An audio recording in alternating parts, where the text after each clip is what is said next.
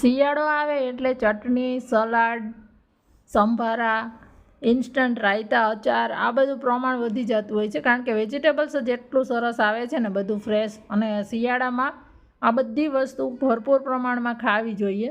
તો અત્યારે મેં ગાજર મરચાંનું આજે આપણે રાયતું અથાણું બનાવીશું. ઇન્સ્ટન્ટ બની જાય છે 5 મિનિટની અંદર.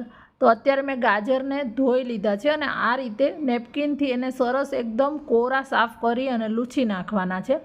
અને હવે આપણે એની પહેલાં સ્કીન કાઢી લેશું. તો અત્યારે આપણે ગાજર મરચાંનું કરીએ છીએ. આની અંદર તમારે મૂળા એડ કરવા હોય તો મૂળા પણ એડ કરી શકો છો. લીલી હળદરનું કરવું હોય તો એ પણ આની અંદર એડ કરી શકો છો. તો ગાજરની બધી સ્કીન સરસ કાઢી લેવાની છે અને ગાજર જોવાના આ રીતે લાલ ને સરસ મીઠા હોય ને એવા ગાજર લેવાના છે. તો જો આપણા ગાજર છે એની સ્કીન કાઢી અને આગળ પાછળથી આપણે કટ કરી લેશું. હવે અત્યારે આપણે એને મરચાંને સાથે કરીએ છીએ એટલે ઊભી ચીરીમાં બેવનું એક સરખું કટિંગ કરીશું. તો ગાજરમાંથી પણ આપણે ચીર કરીએ છીએ અને મરચાંમાંથી પણ એ જ રીતે સેમ આપણે ચીર જ કરીને લેશું. તમે જો ટુકડા કરવા હોય નાના તો કરી શકો છો, પણ રાયતા મરચાં જે રીતે કરતા હોય એ જ રીતે અત્યારે આપણે કરીએ છીએ. જો એમાં વચ્ચેનો ગાજરનો આ જે ભાગ છે એ કાઢી લેવાનો છે. અને જો ગાજરનું અત્યારે આ સાઈડ કાઠિયાવાડ સાઈડ તો આ લસણિયા ગાજરનું પણ પ્રમાણ ખૂબ જ વધારે ખવાય છે. અને ગમે તે તમે થાળી બનાવો કાઠિયાવાડી, ગુજરાતી, એની અંદર આ રાયતું અથાણું અને આ રાયતા મરચાંનું આ બધા અથાણાં જો હોય ને તો જમવાનો સ્વાદ અનેક ગણો વધી જાય છે. બહુ જ મસ્ત આનો ટેસ્ટ લાગે છે. ને એકવાર બનાવીને તમારે શાંતિ ફ્રીજમાં બોટલ મૂકી દેવાની એટલે 4-5 દિવસ 8 દિવસની શાંતિ. આ એક અઠવાડિયા સુધી ફ્રીજમાં ખાઈ શકાય છે રાખીને. તાજે તાજું જ બનાવવાનું અને તાજે તાજું જ ખાવાનું. આ અથાણું એનો સ્વાદ એમને એમ જ સારો આવે છે. હવે જો મેં મરચાં જે લીધા છે ને એ થોડાક તીખા છે વધારે, એટલે હું એના બી છે એ કાઢી નાખું છું. તમારા ઘરમાં કેવું તીખું ખાય છે ને એ પ્રમાણે તમારે તીખાશ રાખવાની અને મરચાંનું પ્રમાણ પણ એ પ્રમાણે રાખવાનું. મેં અત્યારે મરચાં છે એ 3-4 જેવા જ લીધા છે, કારણ કે તીખા બહુ જ મરચાં છે અને મારે એટલું તીખું નથી કરવું એટલા માટે. જો તમારા ઘરમાં ખવાતું હોય તો આની જેટલા ગાજર લીધા એટલા જ સામે મરચાં લઈ શકો છો.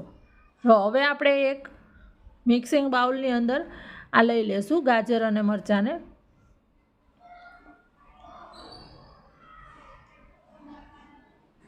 અને હવે આપણે ડાયરેક્ટ જે એનો મસાલો કરીએ છીએ આની અંદર જ કરવાનો છે.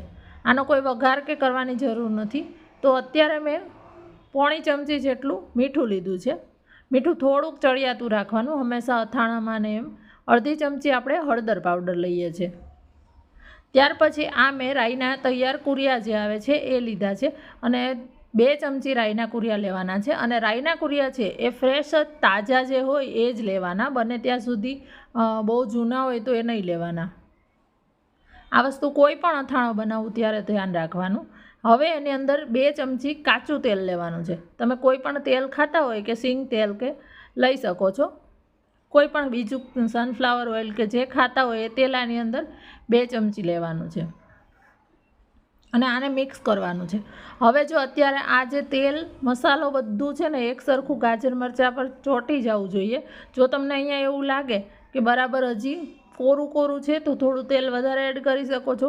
તમને અહીંયા જો રાઈના કુરિયા મસાલો ઓછું લાગે તો તમે મસાલો ફરીથી થોડાક રાઈના કુરિયા વધારે એડ કરી શકો છો. હવે આને એકદમ સરસ મિક્સ કરી લીધું છે મેં અને હવે હું આને એરટાઇટ બોટલની અંદર ભરું છું.